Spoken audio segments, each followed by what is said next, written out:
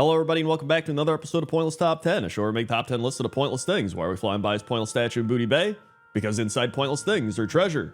Let's begin. 10. Number 10 are the Enchanted Tiki Warriors, and the Enchanted Tiki Warriors are mobs found at Zolmaz Stronghold and Zoldrak. And these are quite literally floating tiki masks that carry a big spear. Well, I don't know if they're carrying it, they're kind of... Actually, I don't know how they use it. I guess their magic allows them to use the spear and be a mask. I have no idea how it works. We don't really need to know how it works. We just know that it does work. And it says here that Tiki Warriors actually use the Night Elf male animation. So for a second, I was like, hey, maybe that means they're actually invisible night elves behind these masks. You know what I mean? But after looking into it, it appears that the, quote, invisible man model used for all possessed or floating weapons all use the male night elf animations. For example, the unholy weapons in Naxxramas and the prince's axes. But the comment that says this is from 2009, so it's possible maybe after Wrath of the Lich King they stopped doing that, but who knows, maybe they're still using the night elf animations to this very day. And I'm sure we could figure it out right now, but I don't got time. I got pointless top 10 lists to make, and so that's why the Enchanted Tiki Warriors are number 10. 9. Number 9 are the Enthralled Mutants, and the Enthralled Mutants are orcs that are infested and located in Gorgrond. They also appear during the invasions of the Frostwall and Lunarfall garrisons. And it appears that these weird plant people are the ones doing this. It looks like they're kind of resurrecting stuff, so I would imagine that's what's happening, but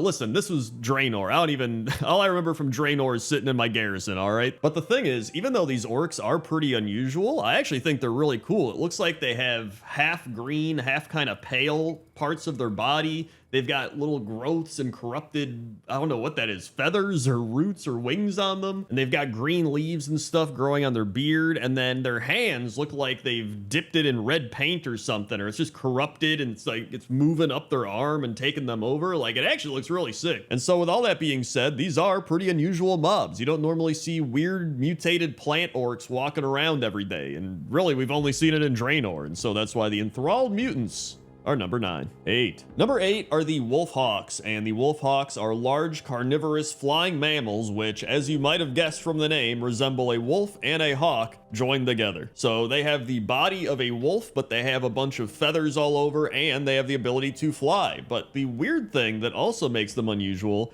is there's not many of them in the game. The ones that I'm showing you right now are the 3 named Wolfhawks. There's Kveldufnir, Mavarnir, and Varaudnir. There's no way I said all that correctly. And they live in the caves on the southern coast of the Eye of Azshara. And outside of those, the only other Wolfhawks in the game are either mounts that hunters can get, or a Wolfhawk that appears during the quest for the hunters to get said Wolfhawk mounts. And so yeah, to me it's just unusual that we get all this Wolfhawk stuff in Legion, and they're like, dude, the Wolfhawks, this is what hunters are all about. You gotta ride your Wolfhawk mount. There's some crazy Wolfhawks out there that are named, and then we just never see any again, like, ever. Like, where'd they go? Are they extinct? What happened? So that's why the Wolfhawks are number 8. 7. Number 7 is Guzrug the Tiny, and Guzrug is an ogre that's located in the Ring of Trials in Nagrand, the Draenor version. And Guzrug is called Guzrug the Tiny because he is quite literally half the size of a normal ogre. If you talk to him, he says, "You want fight in the arena? Talk with Dexel, he puts the fights together. Me, I'm just here to start the match and clean up the bodies after." And so yeah, I put him on the list because it is unusual to see an ogre that is very small in the game. I don't think there's many other ogres in the game that are his size, but in fact, funnily enough, he is the exact same size as a male night elf, which makes this our second male night elf fact of the day. I think if we get 3, we get a hat trick. So I don't know if he's actually an NPC more than he is a mob, but I guess all NPCs are technically mobs, but not all mobs are NPCs, right? It's kind of like Turtle Tortoise. I don't know. It doesn't matter. It's my pointless list and I can do what I want. And so that's why Guzrug the Tiny is number 7. 6. Number 6 are the Botany or the Botany. I'm actually not sure. Whatever it is, it's based off of botany because it's the plant people we talked about earlier, right? You probably saw them and were like, man, they could have been on this list. Well, guess what? They are. And so the Botany are a race of intelligent bark-skinned humanoids that are native to Draenor. And it says here that they are notorious for their ability to infest humanoid races and turn them into shambling slaves. So that's why we had the orcs from earlier. It all makes sense now. And I wanted to put them on the list because they give me this uncanny valley vibe. I don't know if you get it as well, but when I look at them, it just feels odd. Like they don't feel like they fit in World of Warcraft. And I don't know if that's just a me thing. Like when I think of plants and corruption stuff, I think of Quillboars, right? Like to me, Quillboars should be here doing all this. But at the same time, I don't dislike these guys. They just feel a little off. They feel a little unusual, you could say, because that's the name of the video.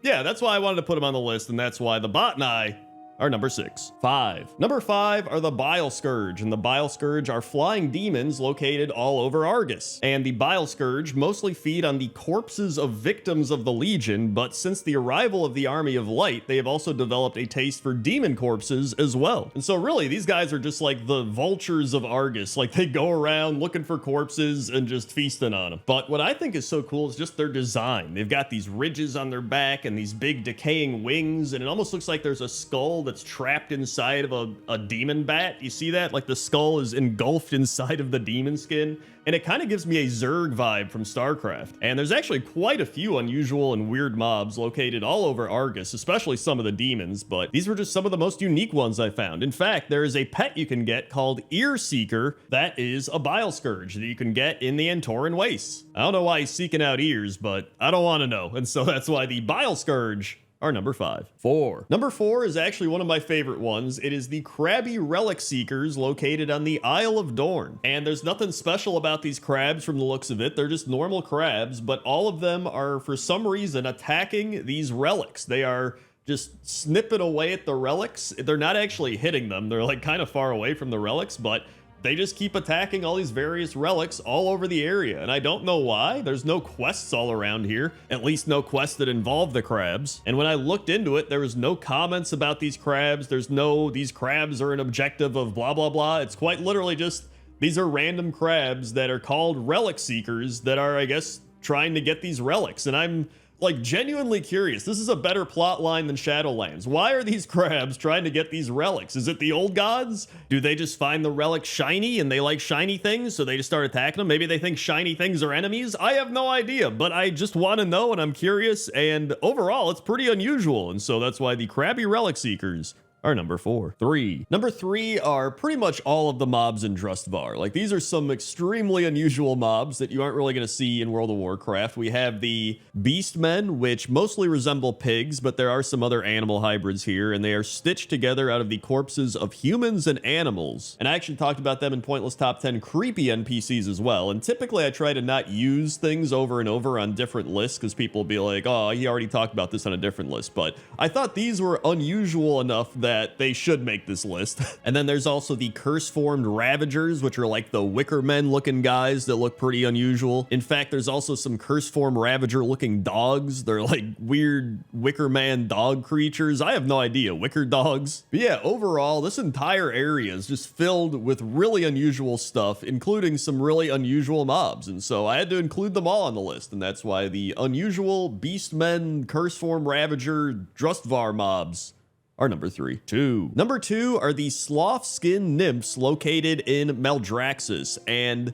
these are, I don't even think I remember these mobs. Like, obviously, because they're in Maldraxxus Shadowlands. Not many people remember much from Shadowlands or even just going back there or whatever, but these are just these weird bug creatures that are located in the, I guess it's like the mushroom swamp, because a sloth, I believe, is a swamp. I looked it up. It says a place of deep mud or mire. And it's just these really unusual bug creatures. They got little antennas that zap this little green, I don't know if it's energy or swamp juice or I don't know what it, acid. It's something. It always goes like, and it just dissipates after that. I don't know if this is them like getting some sort of energy inside of them out. I don't know if it just is a defense mechanism. I don't know what it is, but I haven't really seen anything like it in World of Warcraft. And they're like eating flies and they're running around with their bug kids. Like, I don't know what this place is, and I don't really want to find out, but it's pretty unusual, and so that's why the Sloth Skin Nymphs are number 2. 1. And number 1 are the Deep Striders, and these are without a doubt the most unusual mobs I've seen in World of Warcraft. They are these tall, very slender, deer-like beasts with extremely long legs, and they're located in the Zarlek Cavern and in the Ringing Deeps. And this Deep Strider is really cool. It's got these green and yellow glowing legs and tail, and it is a named Deep Strider called Alhaenir. And there's actually a couple quests tied into this guy where you have to kill it and take its skull, but then its ghost starts attacking the town, and you have to kill all the slimes around it and get the skull out of the town. And this is all a reference to Princess Mononoke, if you've ever seen that. And if you haven't seen it, I'd suggest watching it, because it's a really good movie. But yeah, these are just really unusual mobs. Apparently, they're not even tameable by hunters due to technical issues, and they found that the extreme dimensions didn't work as a pet, which that sucks, because I would love to have one of these things as a pet. That would be pretty cool. And it also says here that Deep Striders are internally nicknamed Long Dogs. So I think that the Long Dog Deep Striders are the most unusual mob in World of Warcraft, and so that's why I put them at number 1. Hey everybody, thanks for watching this episode of Pointless Top 10. If you want more Top 10s, you go check out Creepy NPCs, since I was just talking about those pigmen and how I referenced them in that. Or if you're not in a creepy mood, you could check out Weirdest NPCs, since that kind of ties into this. Also, like, comment, subscribe, or don't. It's up to you. Okay? Okay. See ya.